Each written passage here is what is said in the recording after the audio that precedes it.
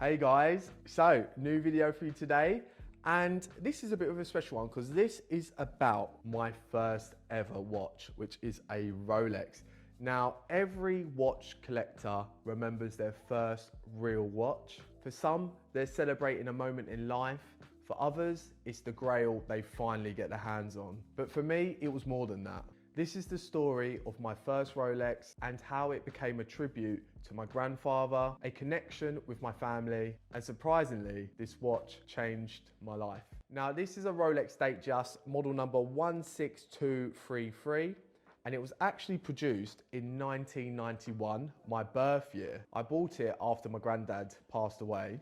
He used to show it to me all the time. Him showing me it on his wrist, showing me like the fluted bezel and the diamonds in the dial. After he passed, the watch was lost in a family dispute, and I still remember how sad my mum was. And in that moment, seeing my mum upset, I made a decision to buy that same model. Not just for me, but as a way to honour my granddad and maybe bring a little bit of joy to my mum too. So when I bought it, I showed her and she was genuinely happy. She smiled and she said, "Granddad would have loved that." And from that day, we started calling it Granddad's watch. Looking back, I'm actually really grateful he was the reason why I chose this model, because if I had gone off current trends or what was popular at the time, then I might have gone for something else entirely. And I would have missed out on what this watch has to offer. The 36mm DateJust just feels like Rolex. Everything about it, the size, the proportions, the two-tone jubilee, that fluted bezel catching the light. When you look at it, you really start to appreciate the craftsmanship,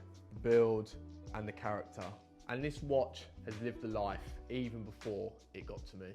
I actually used to wonder who wore it before me. Where in the world has it been? You see, it's got that kind of charm, like a classic car that's been on the road. Still running beautifully, still turning heads. Not locked away in a box, but actually lived in. I actually found it after months of searching online on this website, a pawnbroker's called H&T, and I found this as a full set. So I booked a viewing, tried it on, and yeah, I pulled the trigger on it there and then. At the time, it was listed for £6,000 or 5,995, but I actually managed to get it for £4,500. So for me, that was a great deal. A full set in this condition, yeah, it was a bit of a no-brainer. So as you can see here, it's got all its cards, it's got its wallet, and it's got its papers. And what's really cool about its papers are, it's very, very old school. I don't know if you can see that, but you can actually tell where this Rolex was from. And it was from a boutique in Budapest, and it was bought on the 19th of June, 1991. How cool is that? Since buying this watch, it has traveled all around the world with me. It's my first Rolex. I just wanted to wear it everywhere. It's been in the sea, it's been in the swimming pools. I actually wore it like it was a sub. And looking back, I should have probably treated it with a bit more care. But this little beauty held up. It never missed a beat, no issues, no servicing panic.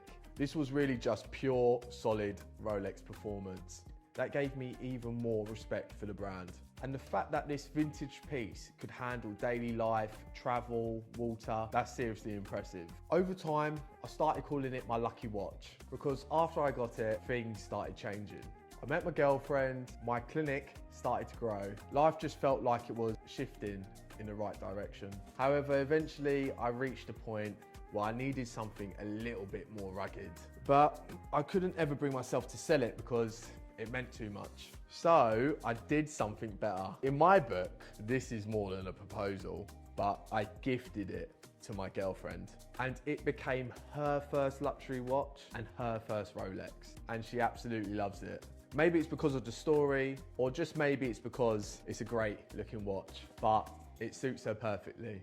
And now I get to see the watch I love the most on the person I love the most. And that makes me feel incredibly happy. Looking back, this watch has been more than just a timepiece. It's been a connection to my grandfather, a symbol of change in my life, and now a gift I've passed on to someone I care deeply about. If you're considering a vintage Rolex, especially the 36mm DateJust, I really couldn't recommend this watch enough. It's one of those watches that doesn't scream for attention, but it earns your respect over time. To me, The DateJust 36 is like the grandfather of the Rolex lineup. It's understated, it's timeless, and it's quietly powerful. Most people don't realize it, but the Rolexes we love today, the Submariner, the GMT, the Day-Date, they all carry design cues and DNA that started with the DateJust. And I think without it, the Rolex we know might not exist in the same way.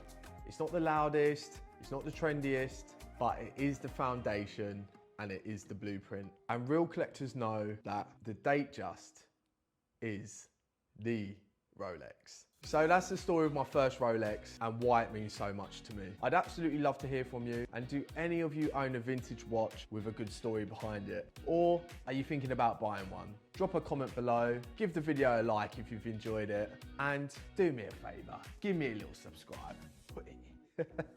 But guys, thank you so much for watching.